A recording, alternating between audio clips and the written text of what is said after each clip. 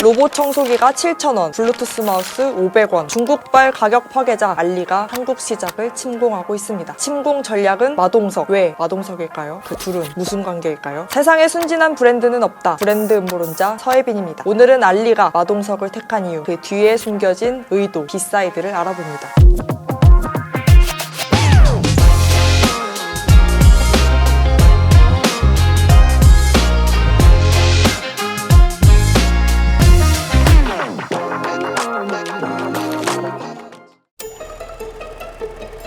알리익스프레스는 2018년 한국에 진출했습니다. 그런데 작년부터 한국 침공을 본격화하죠. 왜 하필 작년이었을까요? 한마디로 밥 먹기 무서운 세상이 됐으니까요. 경제는 어려워지고 물가는 계속 오릅니다. 월급은 그대로인데 내 지갑만 얇아져요. 그럼에도 사람들이 바글거리는 곳이 있으니 바로 초저가 매장 다이소. 작년 한 해 역대 최고 매출액 3조 원을 찍었다고 합니다. 그런데 온라인에선 다이소를 대체할 곳이 그동안 없었다는 사실, 알리는 그 틈을 영리하게 파고든 겁니다. 고물가 시대 속 과감하게 소비할 수 있는 기회를 준 거죠. 마동석을 활용해서 메시지를 전한 겁니다. 마동석을 보기만 해도 꽉 막힌 속 뻥 뚫리잖아요. 영화에서도 그런 역할 많이 해왔으니까요. 사실 알리도 은근슬쩍 분위기를 조성했습니다. 믿음직한 해결사 이미지 때문에 마동석을 선택했다고요. 그래서 이 슬로건이 나온 겁니다.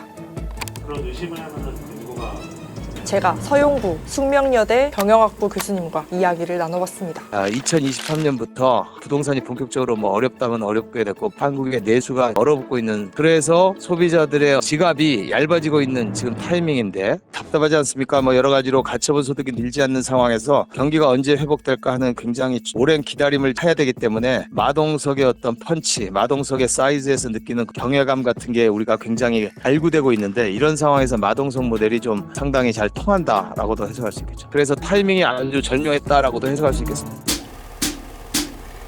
마동석과 알리의 수상한 관계, 단순히 속 시원한 이미지 때문이었을까요? 또 다른 음모론이 있습니다. 바로 택배. 작년 한 해 알리를 통해서 무려 3천만 박스나 한국으로 들어왔습니다. 막대한 물량이 들어온 이유가 있습니다. 알리가 산둥성에 한국 전용 물류 창고를 짓고 로봇 시스템을 활용하는 CJ 대한통운과 손을 잡았거든요. 사실 알리는 작년부터 중국 내 24시간 배달, 전 세계 72시간 배달을 목표로 할 정도로 물류에 진심이죠. 그래서 해외 직구인데도 5일 만에 배송이 되는 겁니다. 더 놀라운 건 올해 한국에 알리 전용 물류센터를 지을 수도 있다고 합니다. 알리는 한국 소비자만을 위한 전담 MD팀을 만들더니 아예 한국인 전용 고객센터도 둡니다. 짝퉁이 의심되면 100% 환불해줍니다. 상품, 배송, CS까지 국내 기업과 별 차이가 없는 거죠. 알리의 이런 극적인 변화는 한국 민심을 잡으려는 속셈입니다. 중국 상품에 대한 낮은 신뢰 회복하려는 전략이죠. 여기에 한국인이 좋아하는 배우 마동석을 얹어 우리 마음 제대로 잡으려는 속셈 아닐까요? 마동석은 한국인이 사랑하는 배우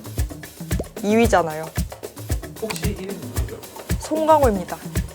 송강호는 언제적 자료? 2019년 자료 참고했습니다. 아무튼 중국 내부 시장만 생각했으면 다른 배우도 많았을 텐데 마동석을 선택한 건 알리의 치밀한 전략이죠.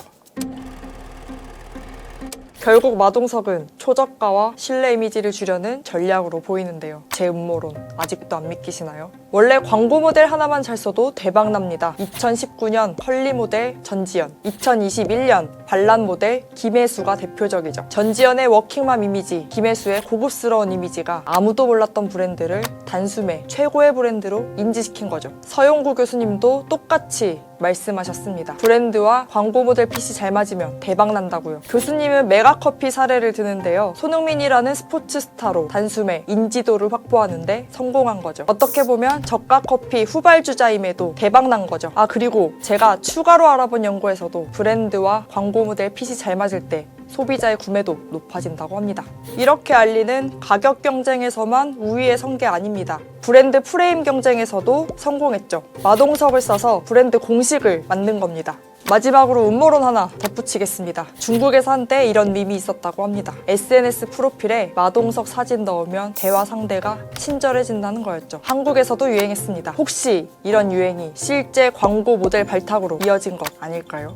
또 무서운 이미지를 줘서 짝퉁 판매자를 막겠다는 의도가 아니었을까요? 오늘의 비사이드 여기까지 하겠습니다.